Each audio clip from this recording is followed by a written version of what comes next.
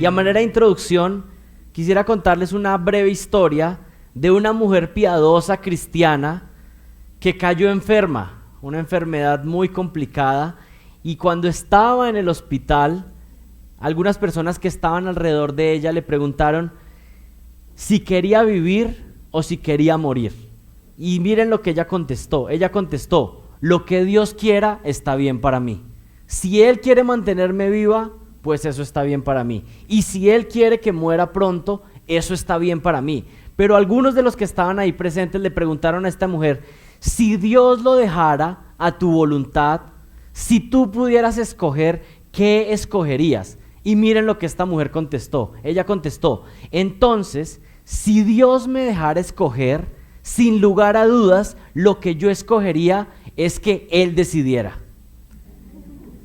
Esta mujer lo que estaba mostrando es que había llegado a una convicción completa en su vida de que lo mejor que podía pasar para ella era que Dios determinara su destino, su futuro, lo que sucediera con ella. Esta mujer había llegado a la madurez de poder comprender que la voluntad de Dios para nuestras vidas es completamente lo mejor. Y lo que quisiera ponerlos a ustedes y ponerme a mí en perspectiva el día de hoy es evaluarnos y vernos si realmente estamos dispuestos a aceptar la voluntad de Dios. Es fácil decir que creemos en Dios, es fácil decir que creemos en la Biblia, pero ¿estamos dispuestos a obedecer la voluntad del Señor? ¿Estamos dispuestos a aceptar la voluntad de Dios? Y pongámoslo en términos aún más crudos y más fuertes. ¿Estamos dispuestos a glorificar a nuestro Dios cuando venga una tragedia a nuestra vida? Y pongámoslo en términos aún más gráficos. Si muriera uno de nuestros hijos, ¿estaríamos dispuestos a seguir diciendo: alabado sea el Señor, glorioso por lo que Él ya hizo por nosotros? Si alguno de nuestros familiares cercanos muriera, ¿estamos dispuestos a seguir alabando? Si cayéramos en enfermedad, podríamos decir: mi Dios es bueno, porque no depende mi adoración de las circunstancias que estoy viviendo, sino por lo que Él ya ha hecho de entregar a su Hijo para la salvación, para el perdón de mis pecados. Y ahí, cuando nos enfrentamos a situaciones más fuertes, es cuando nos damos cuenta si realmente estamos dispuestos a someternos a la voluntad de Dios. Y por supuesto no quiero decir que sea algo fácil, pero hacia allá es que queremos crecer. Esa es la madurez del cristiano, alguien que es capaz de sujetarse y decir: que se haga tu voluntad y no la mía. Eso es lo que deseamos. Esa debe ser la petición de nuestro corazón. Señor, yo quiero crecer para que yo pueda sujetarme plenamente a tu voluntad.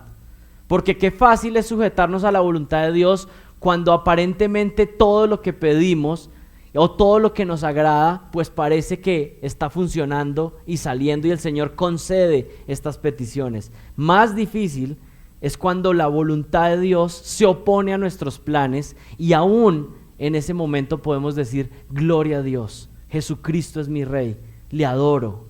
Si todos los hombres siguieran la voluntad de Dios en esta tierra sería más semejante al cielo. Pero como los hombres prefieren seguir la voluntad de Satanás, esta tierra se parece más al infierno.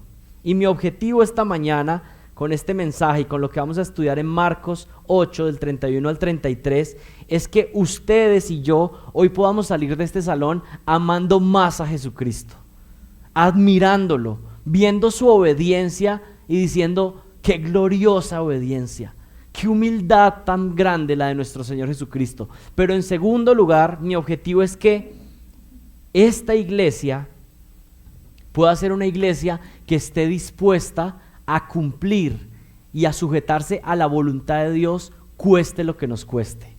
Y yo espero que eso sea algo que se ha inflamado en sus corazones el día de hoy, y podamos salir el día de hoy suplicando, pidiéndole al Señor: Señor, yo quiero vivir para tu gloria, yo quiero cumplir con tu voluntad, cueste lo que me cueste. Y si ese es su deseo, yo le pido que me acompañe a que leamos Marcos 8, 31 al 33 y veamos un ejemplo de obediencia radical al Padre. y que le supliquemos al Señor que podamos seguir este ejemplo y glorificar a Jesucristo. Y dice así la palabra de Dios: y comenzó a enseñarles que el Hijo del Hombre debía padecer muchas cosas y ser rechazado por los ancianos, los principales sacerdotes y los escribas, y ser muerto, y después de 3 días resucitar. Y les decía estas palabras claramente, y Pedro le llevó aparte y comenzó a reprenderle. Mas él, volviéndose y mirando a sus discípulos, reprendió a Pedro y le dijo: quítate delante de mí, Satanás, porque no tienes en mente las cosas de Dios, sino las de los hombres. Oremos.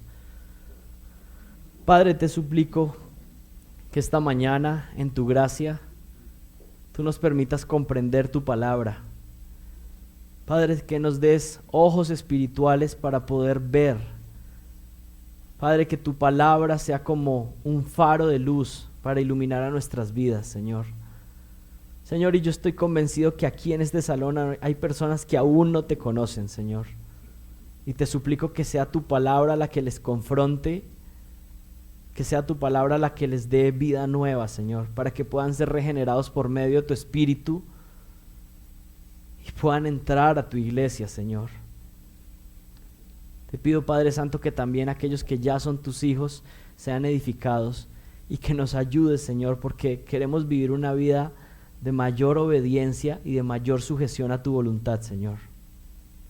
Padre, ayúdanos. Ayúdame. Amén.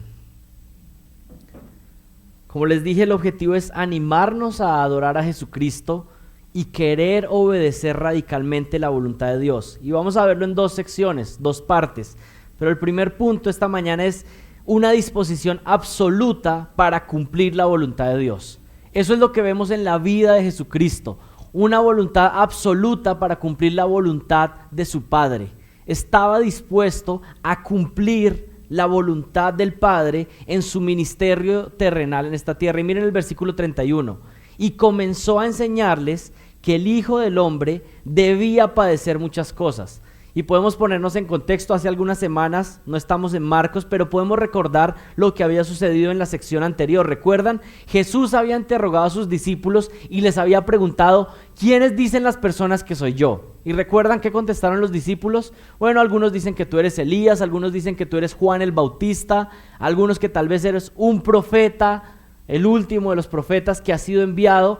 Luego el Señor Jesucristo les dijo: pero ustedes, ¿quién dicen que soy yo? A lo cual Pedro contestó diciendo: tú eres el Mesías, el Hijo de Dios. Y el Señor Jesucristo, por el relato paralelo en Mateo, le dice a Pedro: mira, esa revelación, eso que tú acabas de decir es correcto, pero tú no lo dijiste de tu propia iniciativa, o porque tú eres muy inteligente, o porque tú, Pedro, eres el más espiritual, sino que, ¿qué le dijo el Señor? Esto lo has recibido porque te lo ha revelado mi Padre. Esto no te lo ha revelado ningún ser humano, ni carne ni sangre, sino que mi Padre Celestial te ha dado la capacidad de comprender quién soy yo. Y eso tiene que pasar en la vida de cada persona. Solamente Dios puede intervenir para que nosotros podamos ver quién es Jesucristo realmente. A menos que Dios intervenga en nuestra vida, usted no puede ver realmente a Jesucristo y entender que Él es Dios. Es una obra sobrenatural de Él. Mientras tanto estamos muertos en delitos y pecados, pero Él nos da vida. Y ese día el Señor permitió que los discípulos pudieran ver y entender un poco más de quién era Él. Tú eres el Mesías, el ungido prometido, aquel que cumpliría todas las promesas del Antiguo Testamento. Pero es muy interesante algo: los discípulos parece que tenían una perspectiva confusa acerca de la tarea del Mesías, o al menos parece que tenían las profecías mezcladas. ¿Y qué tenían en mente los discípulos? Ellos decían: va a venir un Mesías que nos va a liberar de la esclavitud, de la opresión romana. Va a haber un Mesías que va a poner a Israel en el gobierno y vamos a poder ser libres de toda opresión. Y ellos estaban esperando ese Mesías. Y entonces empezaron a ver a Jesucristo y lo veían poderoso, que multiplicaba los panes, multiplicaba los peces, calmaba las tormentas, era poderoso. Y estos discípulos, imagínense que empezaron a pensar: este es el Mesías, y pronto Ya sus milagros se van a ver que derrotando a los romanos, y por fin Israel va a ser poderosa y no va a estar subyugada. Y esa era la idea. ¿Estaban del todo equivocados los discípulos? Bueno, no estaban del todo equivocados los discípulos, pero yo creo que lo que pasaba con los discípulos es que estaban confundiendo algunos elementos de la primera venida con elementos de la segunda venida. Por supuesto, el Señor regresará en su segunda venida y establecerá su trono y su reino sobre esta tierra, y será poderoso y un militar gobernante que destruirá a sus enemigos. Pero en la primera venida estaba viniendo a cumplir la tarea inicial, que era pagar el precio por nuestros pecados. Pero los discípulos estaban confundidos, estaban mezclando las profecías de la primera y la segunda venida. Pero ¿saben qué también estaban haciendo? Estaban haciendo algo que somos muy tentados a hacer todos, y es escoger las partes que más nos gustan de Dios. ¿Y qué partes estaban escogiendo ellos del Mesías? Bueno, nos gusta ese guerrero que va a venir y va a acabar con estos romanos que nos están robando toda la plata con esos impuestos. Y les encantaba esa idea y estaban esperando que él estableciera el reino inmediatamente. Pero estaban desechando cualquier profecía que se dijera que el Mesías iba a sufrir. ¿Habían profecías en el Antiguo Testamento que enseñaran que el Mesías debía sufrir? Recuerden lo que dice Génesis capítulo 3 versículo 15. Ahí se dice que la simiente del hombre aplastaría la cabeza de Satanás, pero que Satanás también ¿qué? Heriría en el calcañar a la simiente de la mujer. Desde ahí, desde Génesis 3:15, se está diciendo que vendría un libertador que redimiría a la raza humana, que perdonaría nuestros pecados, que podríamos ser libres en él y que aplastaría a Satanás, pero que esa simiente de la mujer también sufriría. Y hay un versículo más específico, un capítulo más específico en el Antiguo Testamento. Tal vez todos lo pueden recordar, Isaías 53. En Isaías 53, particularmente en el versículo 5, se dice: mas él fue herido por nuestras rebeliones, molido por nuestros pecados, el castigo de nuestra paz fue sobre él. El capítulo 53 dice que el Mesías prometido sufriría para que los pecados de aquellos que creyeran en él fueran perdonados. Así que sí habían profecías en el Antiguo Testamento de que el Mesías tendría que sufrir. ¿Pero a los discípulos les gustaba esta idea? No les gustaba para nada. Pero miren lo que dice el versículo 31. Y comenzó a enseñarles que el Hijo del Hombre debía padecer muchas cosas. Y miremos esa expresión, Hijo del Hombre. Aquí lo que está haciendo referencia, Jesús está haciendo uso de una profecía que aparece en Daniel capítulo 7 versículo 13. Y se las voy a leer, ustedes pueden ir ahí también. Esa idea de Hijo del Hombre, Daniel 7:13 dice así: miraba yo en la visión de la noche, y aquí con las nubes del cielo venía uno como un hijo de hombre. Es una referencia al Mesías prometido que vendría, y dice que viene como un hijo del hombre, que vino hasta el anciano de días y le hicieron acercarse delante de él, y le fue dado dominio, gloria y reino, para que todos los pueblos, naciones y lenguas le sirvieran, y su dominio es dominio eterno que nunca pasará, y su reino un reino que no será destruido. Así que Jesucristo está diciendo aquí que comenzó a enseñarles que el Hijo del Hombre debía padecer muchas cosas. Es posible que ellos conocieran la profecía de Daniel, pero la profecía de Daniel enfatiza que vendría uno como el Hijo del Hombre que tendría poder, gobierno y reino. Pero aquí él está conectando dos ideas. Ese mismo Hijo de Hombre, ese Mesías prometido, también tiene que sufrir. Y empieza a conectar todas las profecías del Antiguo Testamento, diciéndoles que Él es ese Hijo de Hombre que tiene que padecer. ¿Y qué está explicando esta profecía del Hijo del Hombre? Bueno, hay dos cosas. Número uno, está hablando del Mesías prometido, pero también está haciendo claridad de que el Hijo del Hombre, Jesucristo, vendría de la simiente de la mujer, que sería un hombre como nosotros, completamente Dios y completamente hombre. Jesús aquí está enfatizando una verdad que muchas veces es ignorada y que no se predica en muchas iglesias, y es la verdad de que no puedes obtener una corona en el cielo a menos de que cargues una cruz en esta tierra. Esa es una verdad que la Biblia enseña, y es que necesitamos vivir una vida conforme a la voluntad de Dios, y que a su debido tiempo, cuando venga la gloria, podremos recibir una corona en la eternidad. Y por supuesto todo es por gracia, pero el Señor está empezando a hablarle a sus discípulos y decirles: de ahora en adelante, ustedes han creído que yo soy el Mesías, pero ahora tienen que entregar sus vidas en un discipulado intenso, siguiéndome a mí. Y miren lo que va a decir más adelante, miren el versículo 34, que lo vamos a ver la próxima semana. Y llamando a la multitud y a sus discípulos les dijo: si alguno quiere venir en pos de mí, niéguese a sí mismo, tome su cruz y sígame.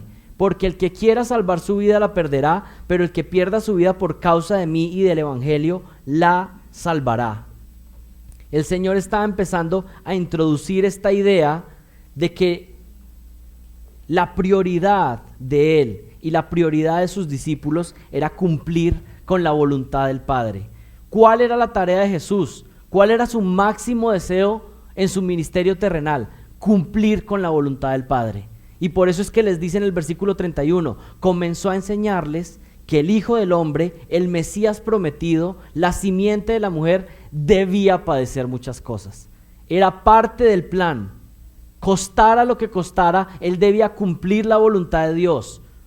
Pero ¿cuál era la motivación que Jesucristo tenía para cumplir con la voluntad del Padre, que en ese momento implicaba padecer? ¿Cuál era la razón que Jesucristo tenía para querer cumplir con eso? Pues podemos pensar múltiples razones, pero hay dos versículos claves. Hebreos 12:2 dice lo siguiente: puestos los ojos en Jesús, el autor y consumador de la fe, quien por el gozo puesto delante de él soportó la cruz, menospreciando la vergüenza. Jesucristo sufrió, padeció, recibió todas las afrentas en esta vida porque tenía puesta su mirada en el galardón celestial, en la gloria que iba a regresar a él. Y preste mucha atención, Jesucristo ha sido Dios por la eternidad y será Dios por la eternidad.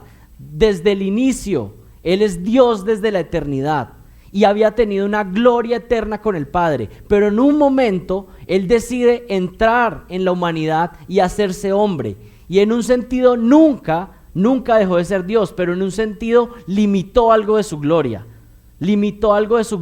voluntariamente, y en repetidas oportunidades Jesús lo que estaba diciendo es: vuélveme la gloria que tuve contigo desde el inicio. Eso era lo máximo para Jesucristo. Algunas personas piensan: bueno, Jesucristo vino aquí y por fin pudo disfrutar bien lo que es el mundo. No, o sea, el Señor estaba en la eternidad, en gloria con el Padre, y realmente venir aquí a este mundo polvoriento, lleno de pecadores, no era la experiencia seguramente más agradable. ¿Por qué lo hizo? Por amor a su pueblo. Y no estoy simplemente diciendo algo que me imagino. Miren lo que dice Juan 17:5. Ahora glorifícame tu Padre junto a ti con la gloria que tenía contigo antes de que el mundo existiese. Jesús estaba siempre haciendo su tarea en su ministerio terrenal, poniendo la mirada en la gloria que venía, en la gloria que volvería a Él. Esa era su mirada. Y esto tiene que impactarnos a nosotros, porque nosotros que queremos seguir a Jesucristo, debemos seguir sus pisadas. Y la manera en cómo Jesucristo vivió su ministerio terrenal fue poniendo la mirada en las cosas eternas, en la realidad eterna, en la gloria eterna. Y ese es nuestro llamado.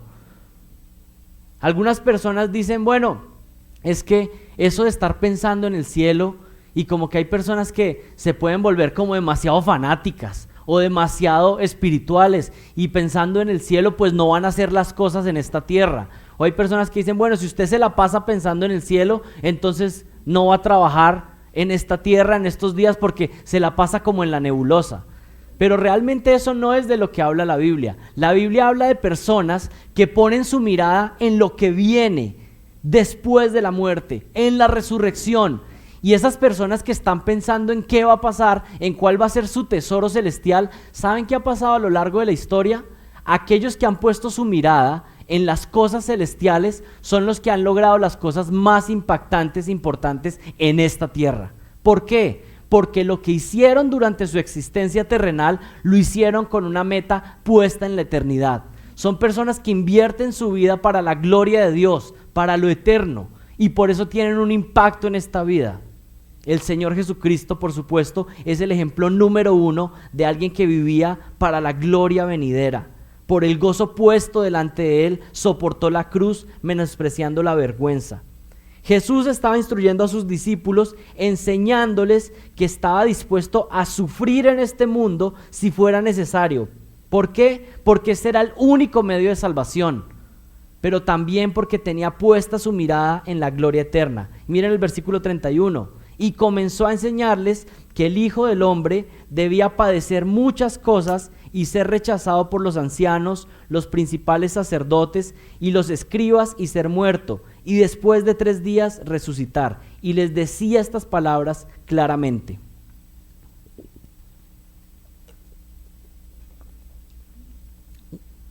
Una palabra importante que quiero que destaquen ahí, si la pueden subrayar en sus Biblias, es la palabra debía. Miren el versículo 31, dice, y comenzó a enseñarles que el Hijo del Hombre debía. Y es posible que algunas de sus Biblias tengan otra traducción y es, era necesario. El Hijo del Hombre debía o era necesario. Y lo que Jesús está diciendo aquí es obligatorio para mí cumplir con la voluntad de Dios. En un sentido lo que está diciendo es, el plan determinado de Dios ya está establecido y no se puede cambiar. Dios determina todo lo que sucede, pero al mismo tiempo Él está diciendo voluntariamente yo voy a cumplir con el plan determinado de Dios. Estas cosas tienen que suceder y yo estoy dispuesto por voluntad propia a cumplirlas. ¿Qué era lo que tenía que suceder según el plan de Dios? Pues hay por lo menos 4 elementos ahí. El Hijo del Hombre, el Mesías, Dios hecho hombre, tenía que suceder 4 elementos. Número 1, miren lo que dice el versículo 31. Debía padecer muchas cosas. Eso era lo primero que el Señor Jesucristo le estaba diciendo a sus discípulos. De ahora en adelante viene un periodo donde el Hijo del Hombre, yo voy a tener que padecer muchas cosas. Esto se refiere a todos los sufrimientos y humillación que Jesús estaba por experimentar antes de su muerte. Hebreos 9:23 dice que los padecimientos que experimentó Jesucristo se dieron con la finalidad de que nuestros pecados fueran eliminados. Así que Jesucristo está diciendo, de aquí en adelante viene un periodo de padecimiento extremo. El Hijo del Hombre, el Mesías, tiene que sufrir. Y ahí los discípulos seguramente empezaron bueno, ¿y qué pasó aquí? Yo pensé que la fama estaba llegando, que se estaban multiplicando las multitudes, y cómo así que sufrimiento, eso como que no me cuadra. Y aquí ustedes pueden empezar a ver lo que sucede en algunos círculos cristianos, donde estas instrucciones de Jesús también parece que no cuadran en algunos sitios. Padecimiento, dolor, sufrimiento, no. ¿Y cómo es que algunos, tú tienes que vivir como el hijo del Rey de Reyes, ¿no?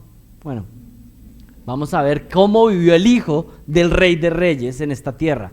Número 2, ser rechazado por los ancianos, los principales sacerdotes y escribas. Y la palabra rechazado es muy fuerte. Realmente lo que está diciendo la palabra rechazado es como ser tratado como una basura. Alguien que es despreciado, alguien que se analiza y lo analizan y pueden decir, esta persona no es digna de la posición que está pidiendo tener. Esta persona no es digna, y eso es lo que está diciendo aquí. El Hijo del Hombre va a ser rechazado, va a ser menospreciado, va a tener la connotación de ser algo indigno.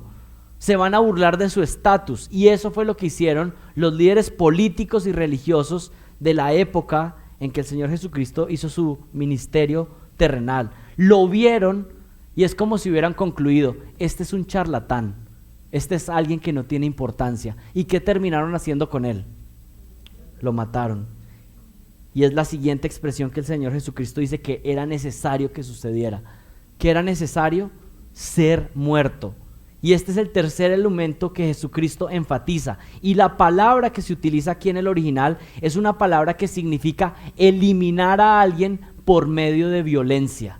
Y aquí el Señor Jesucristo está empezando a profetizar que su muerte no sería una muerte normal, sino que sería matado de una manera muy violenta.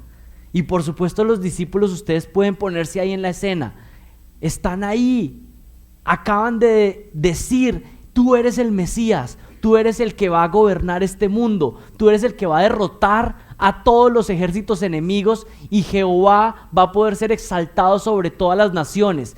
Y ellos acaban de decir eso y en la siguiente conversación les dice, me van a matar y me van a matar violentamente.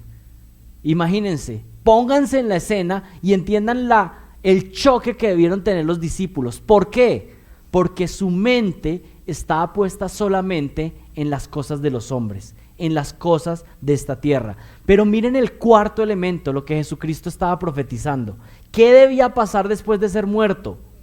Y después de 3 días resucitar.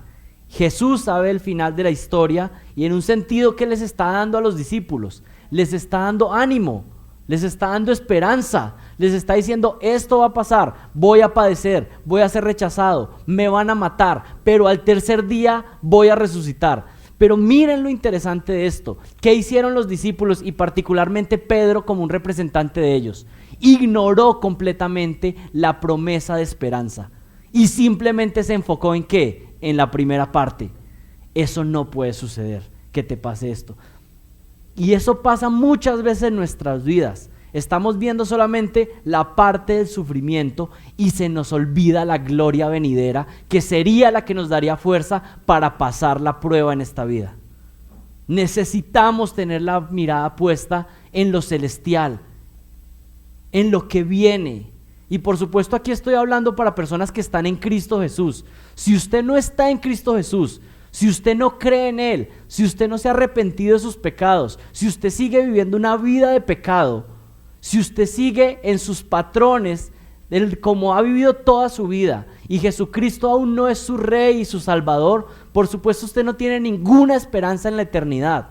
Lo único que está usted esperando es que un día venga juicio eterno sobre usted. Pero para aquellos que están en Cristo Jesús, ¿saben qué está reservado para nosotros? Una eternidad con Jesucristo, en paz, gozándonos de su recompensa. Y eso es gracia, porque ustedes y yo saben que merecemos por lo que hemos hecho, por la manera que hemos vivido delante de Dios.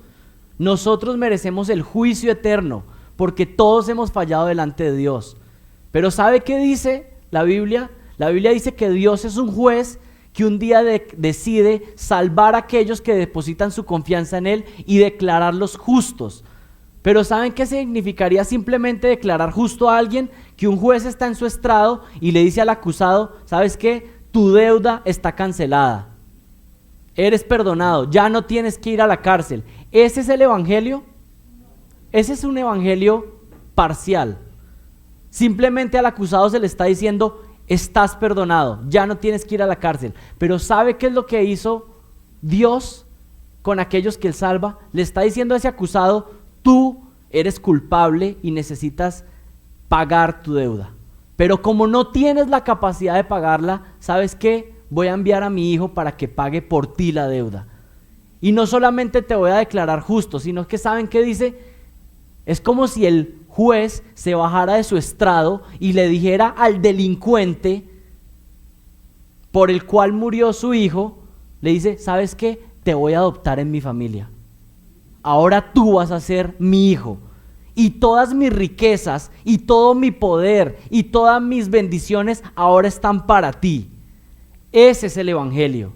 El evangelio no simplemente es te perdono, ya no tienes que pagar en el infierno. El evangelio es que merecíamos estar en el infierno, Él nos deja justos sin deuda y ahora nos dice vas a ser premiado en la eternidad con Jesucristo. Son coherederos con Jesucristo. Imagínese usted y yo que no hemos vivido una vida justa delante de Dios, que no le hemos agradado ni un solo día de nuestra vida, nosotros vamos a ser premiados en la eternidad recibiendo los premios que ganó Jesucristo por su obediencia perfecta. Eso es gracia. Eso es gracia inmerecida, que merecemos castigo y vamos a resultar recibiendo gloria eterna. Y esa gloria eterna es la que nos tiene que llevar a soportar y gozarnos en medio de cualquier situación que pase en esta vida. Si usted no tiene perspectiva eterna, si usted no tiene esperanza eterna, por supuesto, usted tiene que estar muy desdichado en esta vida. Por supuesto, usted es una persona que lo único que se puede gozar es si consigue un carro en esta vida, si consigue una casa. Esa es su única felicidad.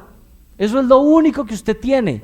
Pasar unos momentos de alegría por unos años en esta tierra. Pero para los que estamos en Cristo, todo eso es como nada, porque nuestro deseo, nuestro cielo, no es en esta tierra, sino que es en la eternidad. Y eso es lo que nos mueve hoy. Y por eso hacemos lo que hacemos. Y por eso queremos obedecer a nuestro Padre Celestial. Pero los que no aman al Señor, los que no tienen puesta su mirada en la eternidad, pues viven como bien les parece, simplemente tratando de buscar un placer momentáneo hoy. Y esa era la perspectiva que Pedro estaba teniendo. Que no te pase eso. Que no te suceda eso. Olvidó lo que Jesucristo dijo. Y después de 3 días, ¿qué? Resucitar. Hay algo que mueve la vida de Jesucristo en su encarnación. Algo que tiene toda su atención. Hay una cosa que Él está dispuesto a hacer, cueste lo que cueste. ¿Y qué es eso? ¿Qué es lo que tiene Jesucristo en su mente puesta, en sus ojos delante? Una decisión radical y voluntaria de vivir en obediencia para cumplir la voluntad del Padre. No tenía relevancia qué lo hacía más popular, no le interesaba cómo podía tener mayor ganancia financiera, no estaba preocupado por la reputación de los hombres, tenía una compulsión santa por hacer la voluntad del Padre. Jesús tiene un deseo intenso y vehemente por consumar la voluntad de Dios. Por encima de cualquier cosa en este mundo, el Señor Jesucristo quería agradar a su Padre Celestial. Y podemos pensar en varios elementos de esa obediencia a Jesucristo. Era un deseo de cumplir la voluntad de Dios, aun si eso significaba sufrir en esta tierra. Eso caracterizaba la obediencia de Cristo. Estaba dispuesto a obedecer al Padre, aun si en esta tierra eso trajera dificultad y dolor. Había un intenso por cumplir la palabra de Dios. Jesucristo decía: yo quiero que se cumpla hasta la última iota, hasta la última comilla de lo que el Señor ha profetizado. Yo quiero que se cumpla. Por eso me encanta cuando el Señor dice: miren, vayan y consigan un burrito, porque yo tengo que entrar en un burrito a Jerusalén. ¿Por qué? Porque el Señor lo había profetizado y Él dice: se tiene que cumplir al pie de la letra. Ese es el deseo intenso de Jesucristo, cumplir la voluntad de su Padre. Y yo quisiera poderles transmitir lo que hay dentro de mi corazón y lo que he estado orando esta semana y lo que ha sido mi deseo, pidiéndole: Señor, yo te suplico que esta sea una iglesia que tenga ese mismo deseo que Jesucristo tenía. Ese deseo de quiero agradarte en todo. Si estoy en mi oficina, Señor, quiero hacerlo para tu gloria. Y si tengo que estudiar, Señor, ayúdame a hacerlo para tu gloria. Y ¿saben qué es lo más triste? Que no lo hacemos. Pero suplicarle a Él y decir: yo quisiera vivir de esa manera, vivir como Jesucristo. Y si soy una mamá que cuido a mis niños, pues quiero criarlos para la gloria de Dios. Y si soy un esposo y estoy amando a mi esposa, ayúdame a amarla, cumpliendo tu voluntad. Y que eso sea lo que mueva nuestras vidas. No lo que nos traiga más placer temporal, sino lo que el Señor quiere que hagamos. Así como Jesucristo vivió. Aun si eso trajera dolor, aún intentando cumplir con su palabra al pie de la letra. Y miren, cuando hablamos de que cumplir con la voluntad de Dios puede traer dolor, no estamos hablando de que el Señor Jesucristo pensaba que el dolor era algo agradable y que estuviera diciendo: pues ¿dónde hay más dolor? ¿Recuerdan lo que el Señor Jesucristo dijo? Señor, si es posible, pasa de mí esta copa, pero ¿qué? Que no se haga mi voluntad sino la tuya. Y ese es el punto. El punto es decir: Señor, yo quiero obedecer tu voluntad y yo quiero aceptar tu voluntad. Ojalá que no sea dolorosa. Ojalá que no sea dolorosa. Pero si tú has decidido que algo duele en mi vida, bendito sea tu nombre. Te seguiré alabando y ayúdame para que así sea. Esa debe ser nuestro deseo. Esa es la manera de imitar a Jesucristo. Esa es la verdadera manera de vivir como un hijo del Rey de Reyes. Este cumplimiento de Jesús, además, era la manera en cómo podíamos ser perdonados eternamente. Y antes de pasar al último punto con lo que estaremos en la segunda parte, es cómo podemos aplicar esto a nuestras vidas. Y hay por lo menos dos maneras de aplicar esto a nuestras vidas. Número uno, admiren a Jesucristo. Admiren a Jesucristo. Adoren al varón de dolores. Aquel que no vivió para satisfacerse a sí mismo, sino que vivió para dar su vida en rescate por muchos. Y que estén ustedes ahí en sus sillas y estén adorando a Jesucristo diciendo gracias, gracias Jesucristo por tu obediencia perfecta, porque por tu obediencia perfecta es que ahora yo soy perdonado. Y miren qué hermoso empezar a considerar más de la obediencia perfecta de Cristo. ¿Saben qué pasa con alguien que nace de nuevo? Alguien que deposita su fe en Jesucristo y que ahora hace parte del pueblo de Dios. Lo que sucede es que esa persona que nace de nuevo ahora está completamente identificado con la obediencia perfecta de Cristo. Qué hermoso saber que Jesucristo obedeció perfectamente, porque usted y yo no obedecimos perfectamente, pero Él lo hizo en nuestro lugar. Cuando usted se presente delante del Padre, justificado por Jesucristo, ¿saben qué sucede? Es como si el Padre viera nuestra vida y viera una vida perfecta completamente. Es como si viera y nos llamara por nuestro nombre y dijera, es como si hubieras obedecido completamente. No puedo ver ni una sola mancha, no puedo ver ni un solo pecado en ti. ¿Ustedes pueden ver la magnitud del Evangelio? Imagínese usted presentarse delante de Dios, completamente expuesto con todos sus pecados, con toda su vida delante de Él, y que el Señor diga, te veo completamente limpio, entra en el gozo de tu Señor. ¿Cómo puede suceder eso? Porque la obediencia perfecta de Jesucristo fue imputada a mi favor. ¿Y qué sucedió en la cruz? Mi desobediencia y la desobediencia de todos aquellos que creerían en Él fue puesta sobre Jesucristo y por eso el Padre lo castigó severamente. Ese es el intercambio perfecto. Usted no entra al cielo más o menos. Como algunas veces uno le pregunta a alguien, ¿vas a ir al cielo? Pues yo creo que esta semana sí o... ¿Entras o no entras? Y si entras, entras completamente en la justicia y obediencia de Cristo. No entras por tus propios medios, no entras por tu propia obediencia, es su obediencia perfecta. ¿Y eso a qué nos debe llevar? A adorar a Jesucristo, a vivir para su gloria. ¿Cómo más podemos aplicar esto? Imita a Jesucristo. Que nuestro deseo más grande sea ser como Él. Mira, hay una verdad tremenda y es que nosotros tendemos a convertirnos en lo que admiramos. Las personas tienden a convertirse a medida que pasa el tiempo en lo que admiran. Y hay personas que admiran cantantes, hay personas que admiran actores de cine, otros admiran deportistas, otros admiran políticos y tendemos a convertirnos. Tal vez no llegar a la fama de ellos, pero sí a hablar como ellos hablan, a vestirse como ellos se visten, a hacer cosas que ellos hacen. Y aquí la invitación es que tengamos una obsesión santa por Jesucristo. A veces aún hablando de predicación con personas, hay personas que dicen, yo quisiera predicar como este, o a mí me gusta este otro predicador. Y yo a veces miro y digo, yo quiero predicar como Jesucristo.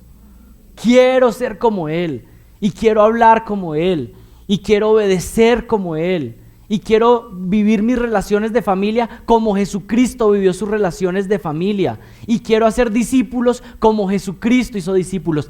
Ese tiene que ser nuestro deseo, querer ser como Él, imitarle, y una forma de imitarle a Él es querer hacer su voluntad aún nos traiga dolor en esta vida.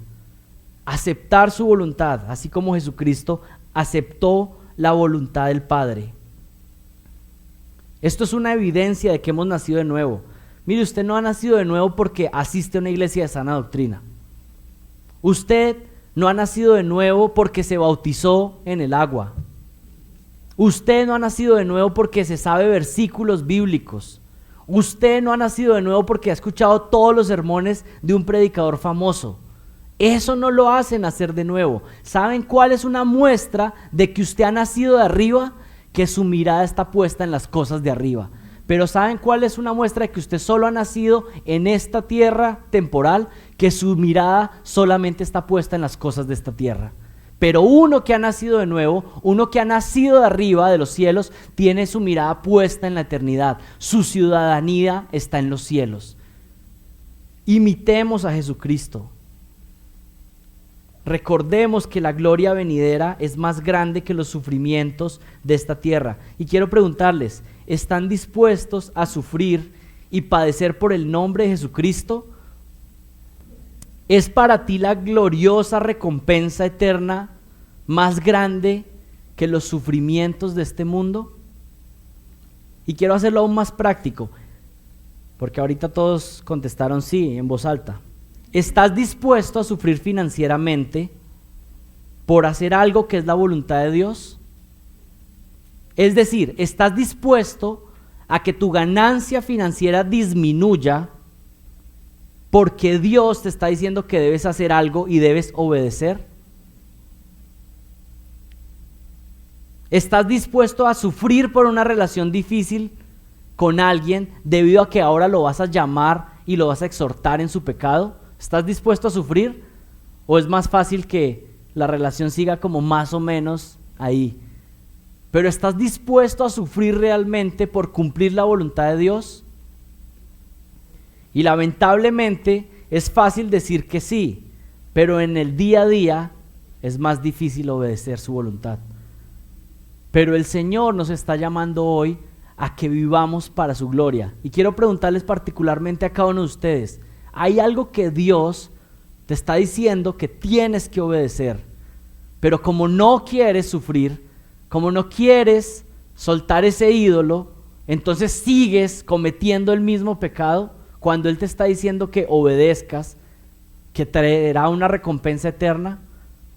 Pues ahí está, aquí está, ahorita saldremos, ahorita iremos a vivir esta semana y es la oportunidad para vivir lo que estamos escuchando, para vivir para su gloria, para obedecerle realmente.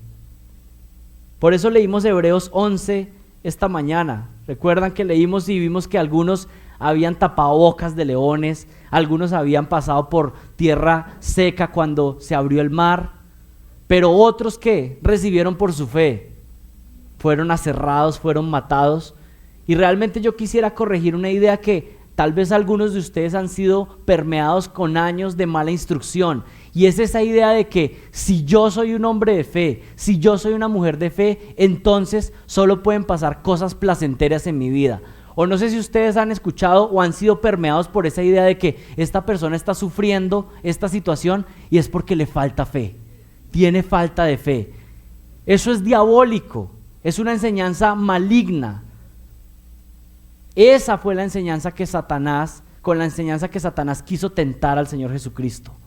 Pero nosotros estamos llamados para abrazar la voluntad de Dios y que lo que pasa en nuestras vidas podamos decir, gloria a Dios porque mi Padre es bueno y Él sabe que es lo bueno para mí. Lo que Él haga conmigo está bien. Quisiera terminar con los obstáculos para cumplir la voluntad de Dios.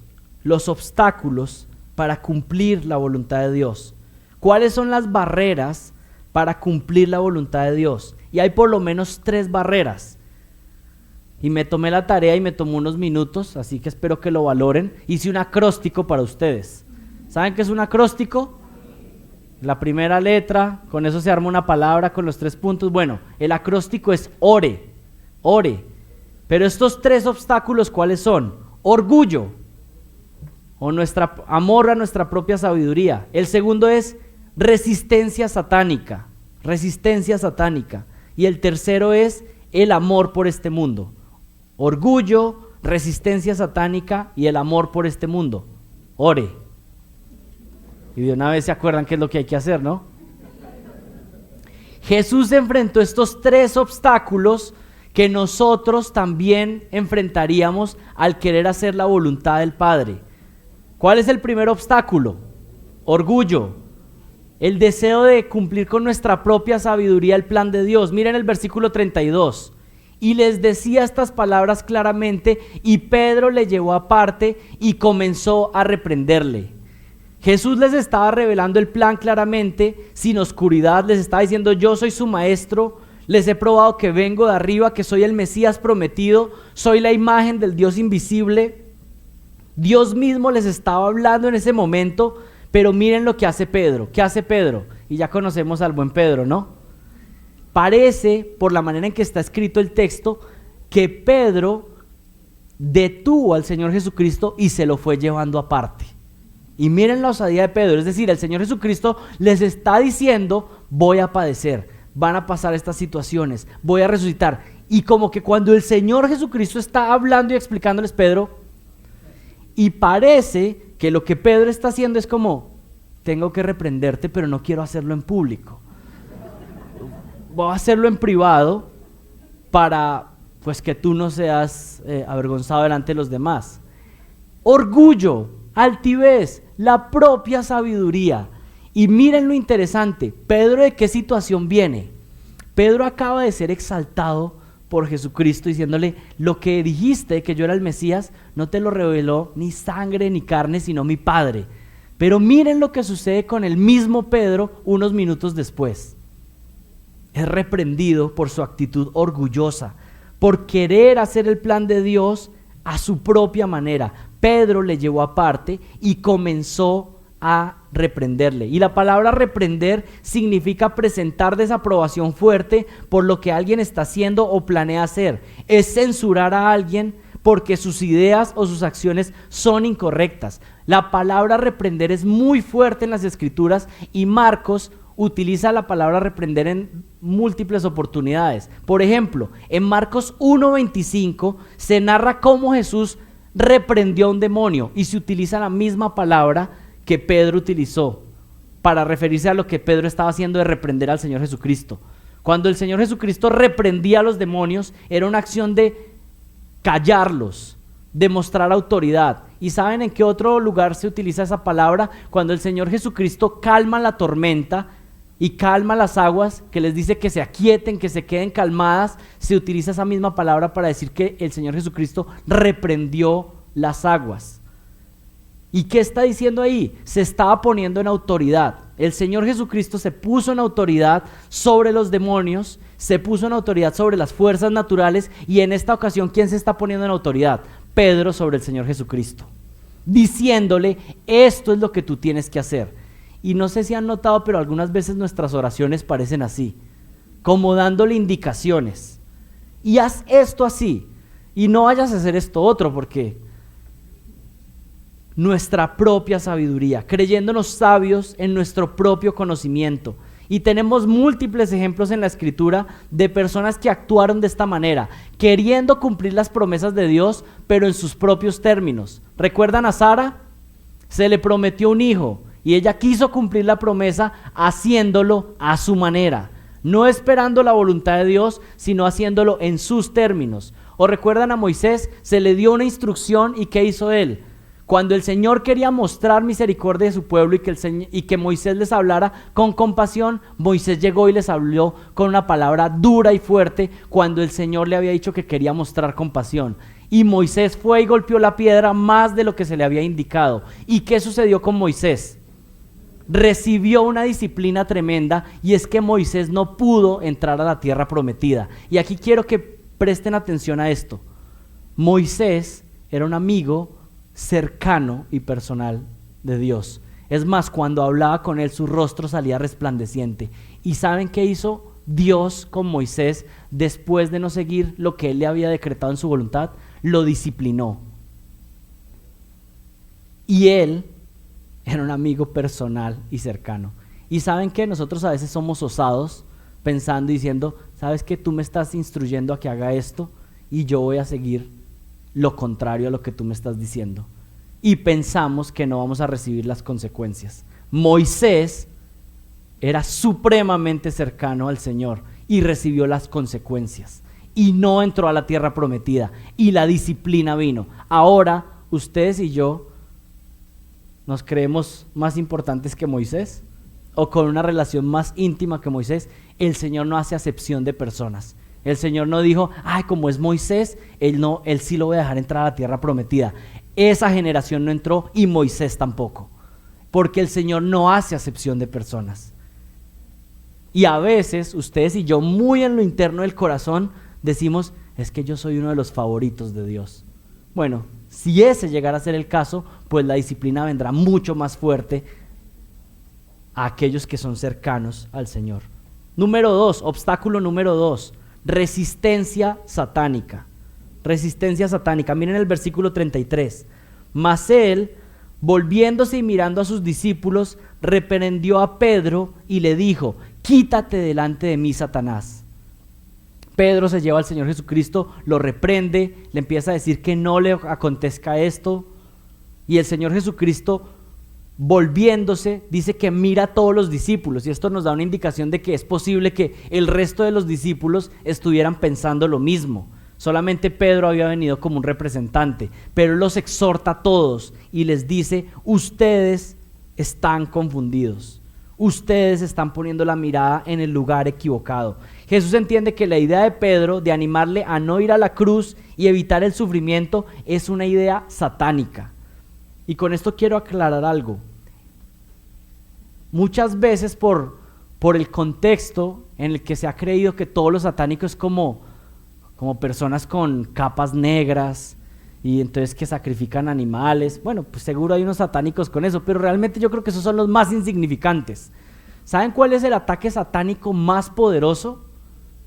Cuando hay personas que están enseñando falsa doctrina a multitudes y llevándolos al infierno, que parecen ángel de luz, pero realmente son demonios. Imagínense en este caso, ¿qué estaba haciendo Pedro? Le estaba diciendo a Jesús que no fuera a la cruz. Imagínense que el Señor Jesucristo hubiera seguido ese consejo. ¿Cómo estaríamos? Aquí, Satanás estaba utilizando a Pedro con la misma tentación que ya había tentado al Señor Jesucristo en el desierto. ¿Y cuál es la tentación que le estaba presentando? ¿Sabes qué? Evita el sufrimiento a toda costa. ¿Recuerdan la tentación en el desierto? Convierte esas piedras en panes. ¿Tienes hambre? Pues utiliza tu poder. Satisface la necesidad que tienes ahora en este momento. Muestra lo poderoso que eres y lánzate desde el templo, y que cuando todos te vean caer y los ángeles vengan y te rescaten, pues vas a ser completamente famoso y poderoso. ¿Y qué le decía al Señor Jesucristo? Al Señor nadie lo tienta. Y luego le dijo, póstrate delante de mí y te daré la adoración de los reyes, de los reinos de esta tierra. Y el Señor Jesucristo no accedió. Pero miren, esta misma tentación es la misma tentación de lo que hoy en día conocemos como el evangelio de la prosperidad. Es esa tentación de obtén lo que quieres ahora. Reclama a Dios que tú tienes que tener eso. Riqueza, fama, poder, más carros, más dinero. Eso es una tentación satánica que ha sido la tentación desde el inicio, que fue la tentación a Jesucristo y sigue la tentación hoy en día. No tienes que sufrir por obedecer a Dios. Mejor descansa, relájate, pásala bien en este mundo, disfruta intensamente por unas décadas, acumula todo lo que más puedas en esta tierra. Eso te hará sentir seguro y además de esa manera le dices a Dios en su cara que no necesitas su provisión. ¿Saben por qué hay tanto afán de aferrarnos a las riquezas y a tener la cuenta bullonada y de que como que no se vaya a bajar? ¿Saben por qué está eso? Porque internamente lo que queremos es estar seguros y no queremos depender de Dios. No nos gusta depender de Él. Nos gusta saber que tenemos ahí algo que nos tiene protegidos. Pero el Señor puede quitarnos las riquezas, quitarnos la salud, quitarnos cualquiera que sea un ídolo nuestro en un instante. La estrategia de Satanás es busca gratificación inmediata, evita a todo costo el sufrimiento. Especialmente evita la dificultad que trae hacer su voluntad. Y les pongo algunas ilustraciones. No disciplines a tus hijos. Será molesto y ellos se pondrán bravos contigo si los disciplinas. Mejor evita esa incomodidad momentánea y déjalos ser felices. ¿Y saben cómo podríamos traducir esto en palabras o pensamientos bíblicos? Deja a tus hijos seguir ese camino de destrucción que tienen marcado en su corazón, que si los dejas, los están mandando directamente a la condenación. La tentación es sutil pero poderosa. Lo que dice es: revélate ante Dios y tendrás paz y alegría momentánea. Pero Dios lo que dice es que si seguimos ese camino, la condenación es asegurada. ¿Qué le dice Jesús a Pedro? Quítate delante de mí, apártate de mí. Lo que Jesús le está diciendo es que no hacer la voluntad de Dios por evitar el sufrimiento es caer en la trampa de Satanás. Querer evitar el sufrimiento a toda costa, aun si eso significa que estamos desobedeciendo a Dios, es caer en la trampa del enemigo. Pedro había pasado de ser un emisario del Padre a ser un emisario de Satanás, tratando de desviar al Señor de su propósito. ¿Y saben por qué me impacta mucho el caso de Pedro? Porque yo creo que todos somos iguales. Hacemos algo para la gloria de Dios y yo estoy convencido que nada de lo que hacemos en esta tierra está completamente limpio. Yo creo que todas nuestras acciones están manchadas de pecado. Aun cuando hacemos lo mejor para la gloria de Dios, lo dañamos con nuestras intenciones, con nuestros pensamientos. Estamos tan contaminados que usted piensa que hizo lo mejor, la mejor acción para la gloria de Dios. Y usted empieza a meditar en eso y a decir como, qué bien que hice esto. Por fin, esto parece que sí lo hice súper bien para la gloria de Dios. Y medite y medite, cuando menos se dio cuenta ya está orgulloso por eso. Manchamos todo. Miren, ustedes y yo necesitamos un Salvador, alguien completamente puro y limpio, y Jesucristo es el único. Y el último obstáculo para cumplir la voluntad de Dios es el amor por este mundo. Algunos piensan que haber nacido de nuevo es el final de la carrera, y muchos de ustedes han pasado por tantas iglesias, por tantas historias, que por fin el Señor los rescató y nacieron de nuevo, y es como que están como... la hicimos, o sea, el Señor me salvó, porque tal vez habían recorrido mucho camino espiritual antes, pero el Señor por fin les salvó, conocieron el Evangelio. Pero quiero decirles algo, apenas la carrera comenzó. Antes no estaban corriendo en la carrera, estaban pensando que estaban en la carrera, pero estaban en otra cosa, por allá corriendo para otro lado. Pero ahora que el Señor nos rescató, ahí es cuando comienza la carrera. Y debemos poner la mirada en lo celestial.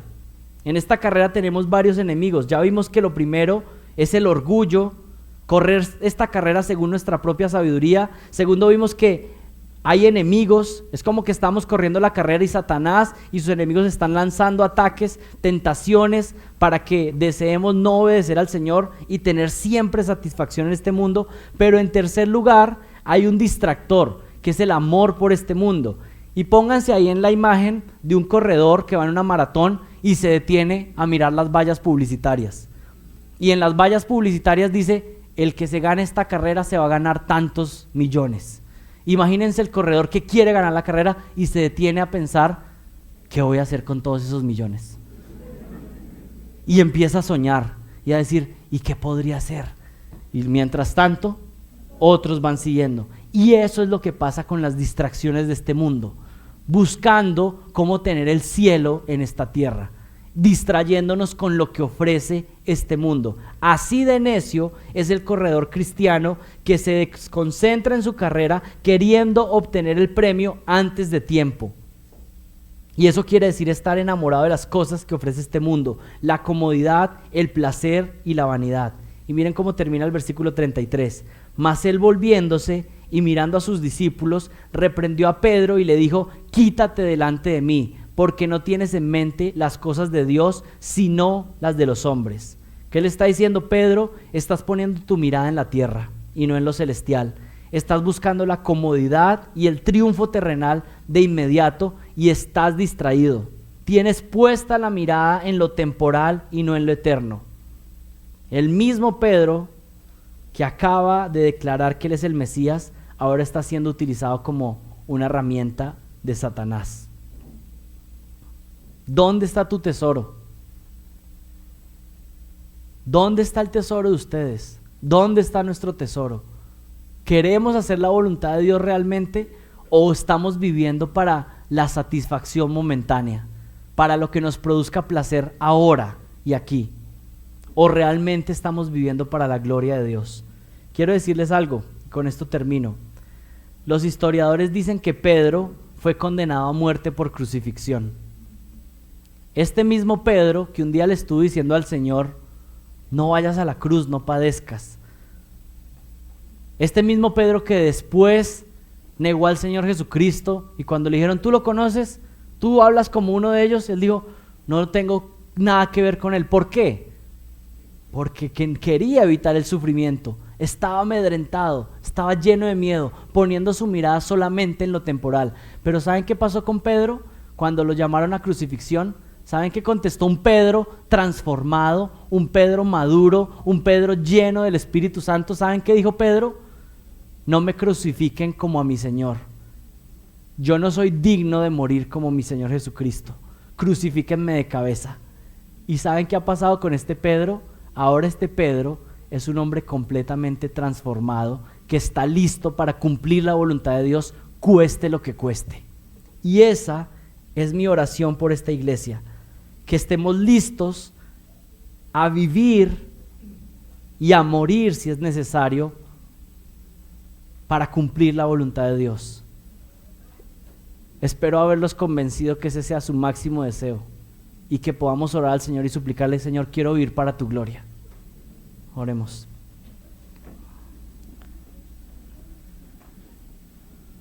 Padre, somos tan débiles, Señor, tan necios, queriendo cumplir aún tus planes y aún a veces queriendo hasta obedecer tu palabra, pecando, Señor.